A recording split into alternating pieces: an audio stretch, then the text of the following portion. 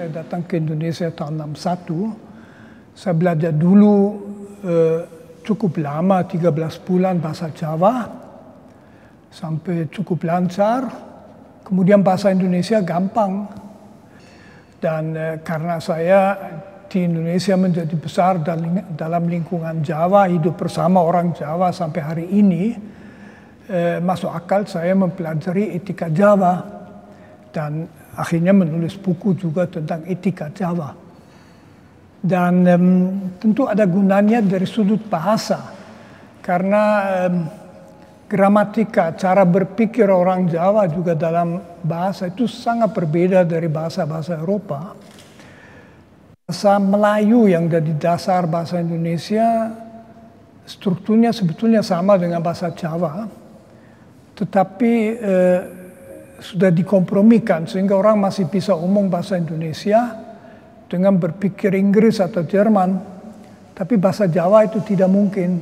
Nah, dengan saya masuk bahasa Jawa, saya mengharapkan bisa keluar dari bahaya menulis dan omong bahasa Indonesia dengan berpikir bahasa Jerman. Filsafat di Indonesia masih sangat lemah. Lemah karena hampir tidak dapat dukungan sama sekali dalam lingkungan akademik. Hanya ada 2 universitas negeri yang punya program studi filsafat, Universitas Indonesia dan Universitas Gadjah Mada. Padahal di luar negeri, India misalnya, saya kira setiap universitas yang harga diri tentu juga punya program studi filsafat.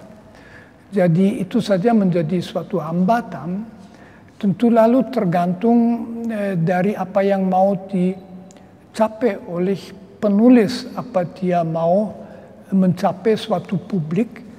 Pengalaman saya bahwa sebetulnya perhatian pembaca intelektual Indonesia tentang filsafat cukup besar. Jadi pasar ada.